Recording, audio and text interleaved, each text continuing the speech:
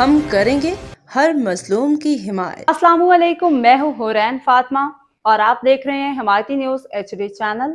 نظر ڈالتے ہیں آج کی اہم خبروں پر۔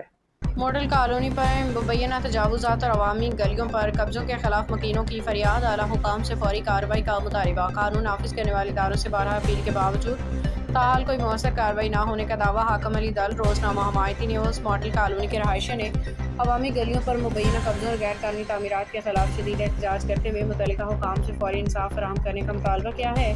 متاثرہ مکینوں کا دعویٰ ہے کہ additional commissioner Nadia Ali Shah کی نگرانی میں مبینہ طور پر ماڈل کالونی کی عوامی گلیوں پر قبضے کرائے جا رہے ہیں، جس کے نتیجے میں شہریوں کی آمد و رفت شدید متاثر ہوئی۔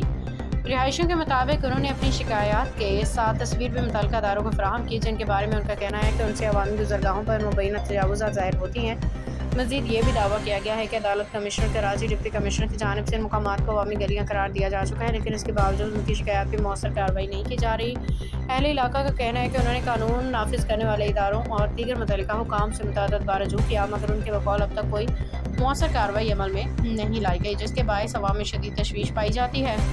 مکینوں نے گورنر سندھ دیگر اعلیٰ حکام سے مطالبہ کیا کہ معاملے کی شفاف غیر جانبدارانہ تحقیقات کرائی جائیں۔ اگر کسی سرکاری یا افسر یا کسی اور فرد کی جانب سے اختیارات کے ناجائز استعمال یا قبضہ مافیا کے معاملے ثابت ہو تو قانون کے مطابق بلا امتیاز کارروائی کی جائے، عوامی گلیاں فوری طور پر واگزار کرائی جائیں، متاثرہ شہریوں کو انصاف فراہم کیا جائے۔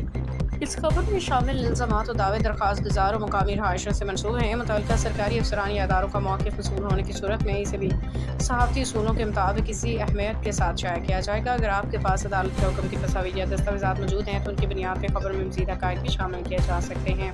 باخبر رہیے ہر جگہ ہر وقت، جانیے ملکی و غیر ملکی حالات و واقعات یقین کے ساتھ۔